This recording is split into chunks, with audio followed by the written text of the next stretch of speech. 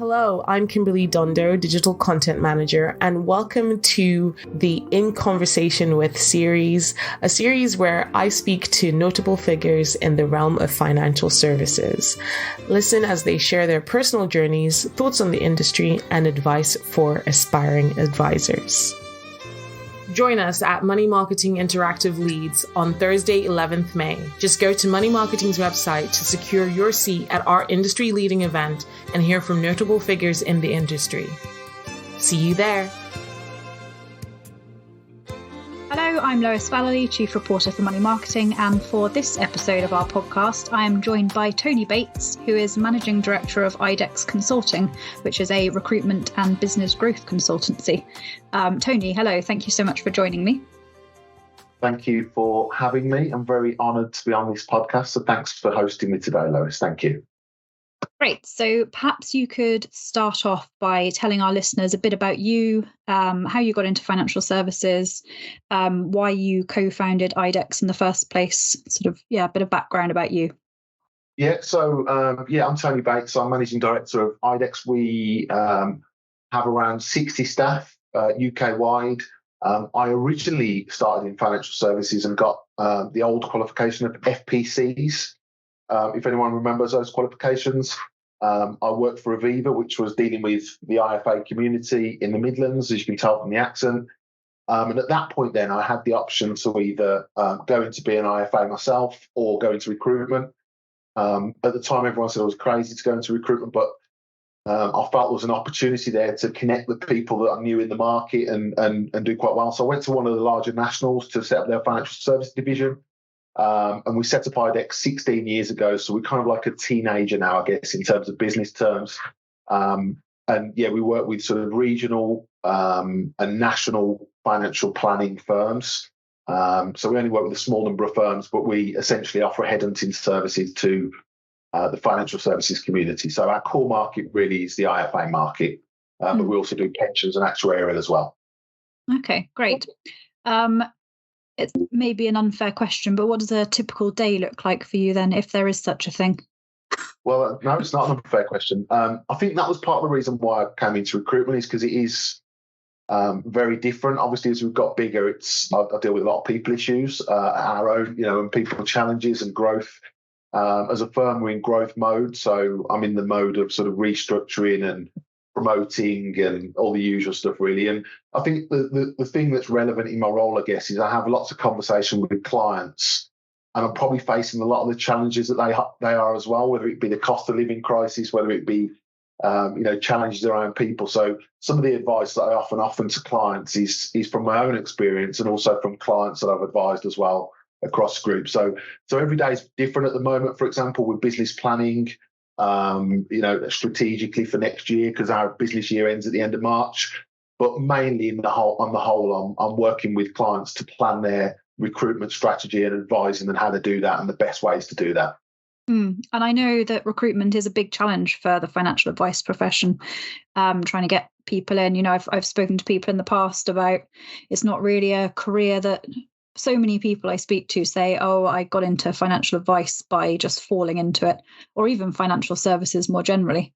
Not many people say, oh, I just left school and really wanted to be a financial advisor. So I know it's a big recruitment challenge. Do you think enough is being done to sort of try and correct that? Well, no, I think I know it sounds really geeky, but I love financial services, and that's why I recruit within it.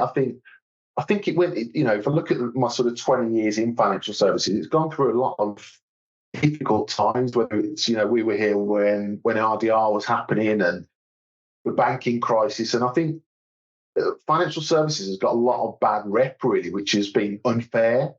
So I think as a result of that, what I've seen from an outside perspective looking in is that the financial services community is the strongest it's ever been, I think.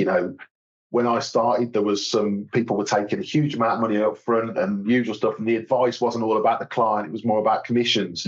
But if you look at the community as it is now, it's the strongest it's ever been. You've got some of the most technical people that genuinely care about their clients, but for some reason don't talk about the amazing job that they're doing for clients. So So in terms of I don't think enough is being done in terms of promoting the great work that people do. I heard today that there's 300% more calls made about mental health issues now than there was 3 years ago. And one of the biggest impacts on mental health is wealth, money. So I think there's a huge amount of positives that financial planners do to make people's lives more comfortable and do a great job, but probably are uncomfortable sharing what a great profession it is and the positives around it, just because of the bad press that it's received for so many years, and people are just quietly going about doing the job. But I think from an outsider looking in and the improvements that's made in the industry, it's huge, and it's a great profession to be in. There's a reduction in numbers. So I think at the moment, if you look, there's 28,000 financial planners in the UK, but I think about 10 of those are due to retire in the next 3 years. So if you actually look at that, there's probably let me work my numbers out. Probably about 17,000 advisors that will be left in 3 years, and probably 12,000 that are due to retire. But there's an increase in need for advice. So actually, we've got a reducing number of financial advisors because of the people retiring. But people need advice more than ever. So the opportunity, there's never a better time in my mind to be a financial advisor. So we should be shouting about that from the rooftops, really. Yeah, and what do you mean by that? Do you mean like going into schools and colleges, or just talking more generally to people about it? Or well, I certainly think schools and colleges. So I know we've been working with a number of universities to sort of create graduate opportunities at our clients.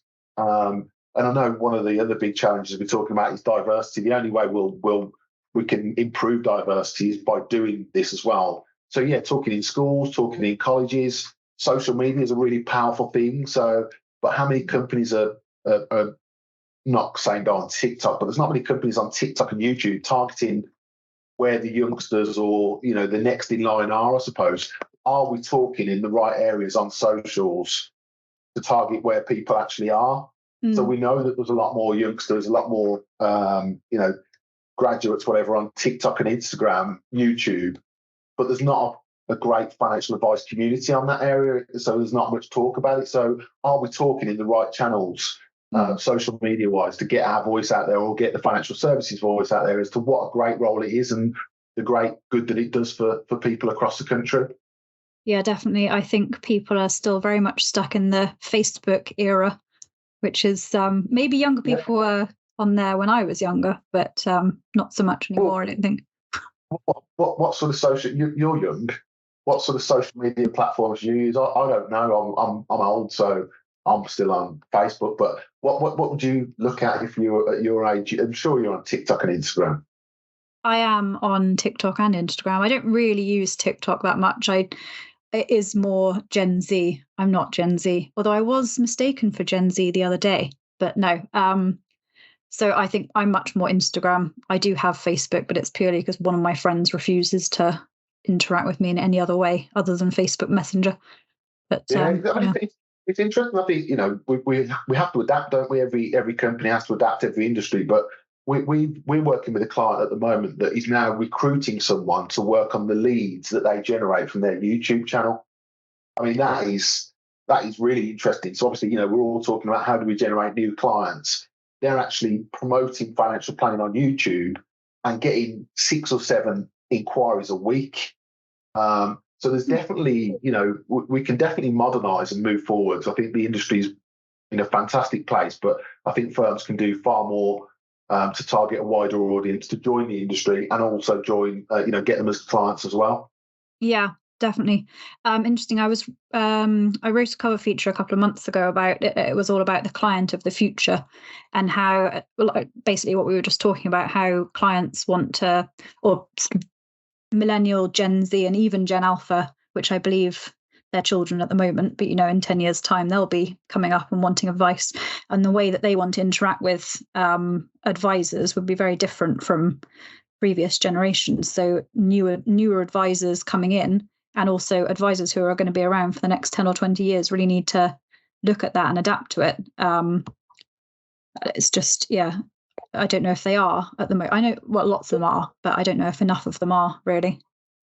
Yeah, I think we can definitely, going back to the point of how do we get more people in the industry and all that. So, I think we can definitely think differently, and people should be shouting from the rooftops at the role that they're doing in the community, I suppose. And I talk to so many financial advisors, and very rarely is it just purely about how much money they're earning. The client will always come first, and that's very different to how it was 15 years ago, because it was all about commissions, bonus, and now it is all about the client and the money and the earnings. On top of that, a result of the success, I suppose, rather than the only part of success. Yeah, definitely. And you mentioned earlier about diversity. I know that's quite a big challenge for the profession, although I know some advisors would disagree with me that it is a challenge, but I think it is. It definitely is. Definitely is. From what I've seen. So, do you think enough's being done there at the moment? Do you think more needs to be done to sort of try and promote diversity and inclusion within financial advice? Well, it's. I'm always very, if I don't know if this is video or whatever, but for anyone who doesn't know, I'm a man of colour, if I'm allowed to say that. And I even find it difficult talking about diversity without upsetting someone. So I think, first of all, the good starting point is understanding that all of us, no matter who we are, me, you, we're all biased to a certain point. There's no two ways about that. And I think once we start at the point that we are all biased and start trying to point the finger that someone's upset someone, I think we're all trying to do the right thing at the moment. We don't all know what the right thing is or what the right thing to say is. So actually, it means that a lot of people move away from it. I don't think there's enough being done about it, but probably because people don't know what to do. And that's the biggest challenge. I'm talking to a lot of companies. I've just come off one of our biggest clients is Schroders Personal Wealth, and they're doing a huge amount to improve diversity, inclusiveness, all these sort of things. But my own experience, I know the CII, I've got Vivian Cameron, who's head of D&I now, who's doing lots of work, but I've actually tried to get numbers around diversity in the marketplace, and nobody has got any numbers of anything to do with diversity. So, there's a little bit on females, but, diversity means lots of different things. I think it's not female, it's not right. There's a huge amount of parts to it, but there aren't any numbers from anybody that I've asked as to where we're at the moment. So that in itself says to me that there's not enough being done, because if you don't know where you are, you don't know where you're trying to get to or if you're improving. So the fact that we haven't got a starting point, to me, shows that we're not doing enough as an industry, and whoever that is, it's not pointing the finger, but the fact, any stuff we try and do on D&I is, right, work out where you are now, work out where you're trying to get to, and have some really clear goals to get there. And the fact that nobody that I've asked, and I've asked a lot of people around the numbers, means that we haven't even started to work out where we are, to work out where we need to get to. So I don't think we're doing enough, but I do think the intent is there and people want to. Everyone I talk to, we want to be inclusive, we want to be diverse, or when I say we, the industry definitely does. You've still got your odd person who lives in the past, and that's fine, but I'm talking as a majority of people that I meet, they want more females, they want more, the whole range, and people are far more open to an inclusive working environment and understand that the benefits to the industry. But I think we're still a long way off where we need to be. Definitely. I was going to say, because it's not just a sort of fluffy, nice to have thing. It does genuinely benefit businesses to have diversity of thoughts. I think sometimes that gets lost in the conversation a bit, where it's just like, oh, you just want us to have a certain number of people of a different race just because then we're being more inclusive. But it also is a benefit aside from that.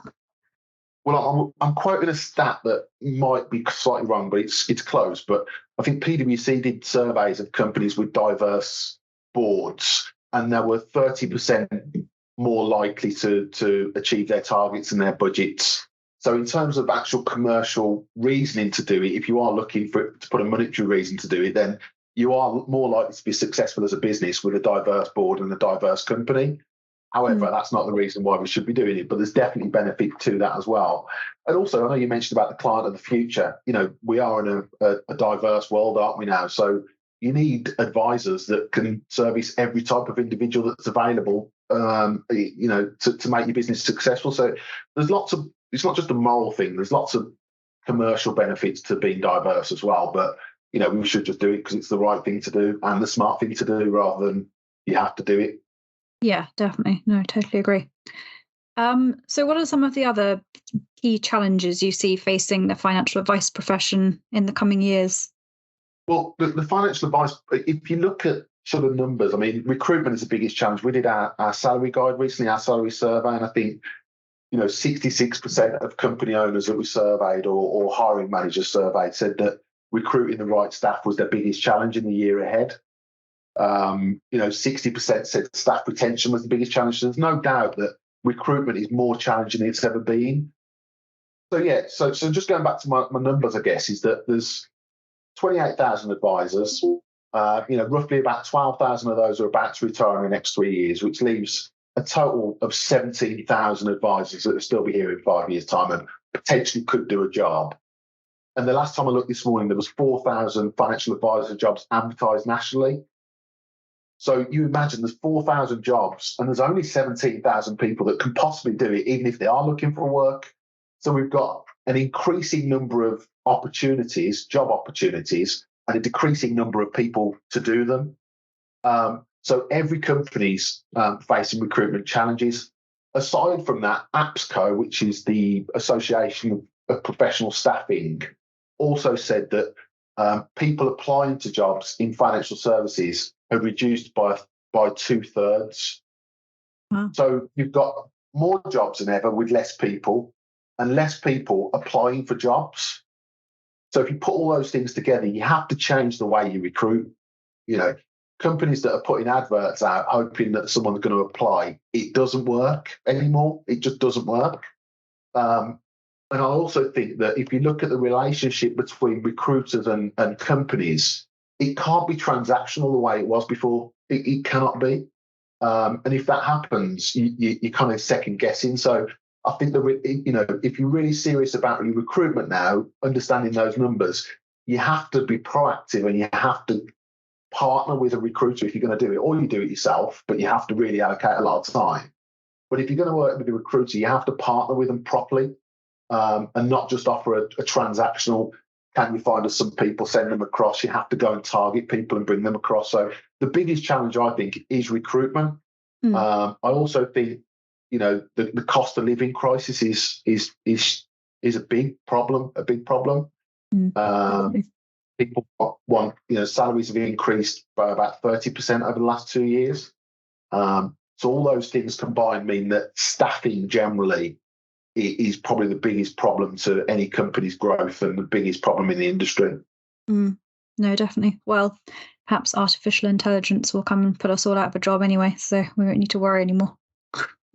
Yeah, maybe. or I mean, I keep reading about ChatGPT. I don't know what that's going to do for us or whether it can find us people, but I don't know about AI. I think we'll still be required, I think. Yeah, no, I agree. I was joking. I have tried ChatGPT. It's very clever, but it wouldn't be able to do the job of a financial advisor. Well, can it do the job of editor of money marketing? I'm sure it can. ChatGPT. We've had that. Yeah, we've had that conversation. And no, I don't think it could actually. It would do a very poor job. I've used it with my son to sound intelligent when he's asked me a question, and I've gone back and read out the answer, and he thought I was intelligent. So it can definitely disguise my lack of general knowledge in a social environment, which is good enough for me.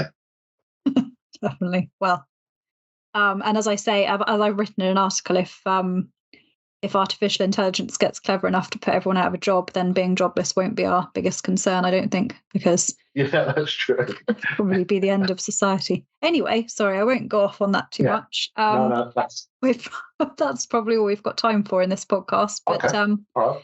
Thank you so much for joining me. It was really good to talk to you. I thought we had a really good conversation. So yeah, thank you. Really appreciate you having me on. Thank you.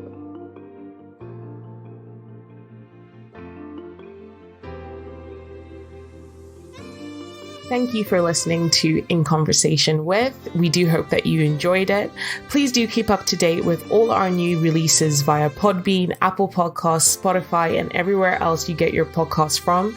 You can also keep up to date with all our new content published on the Money Marketing website, as well as our print edition Money Marketing magazine, so make sure to subscribe. Follow us on Twitter, LinkedIn, Facebook, and Instagram. See you next time.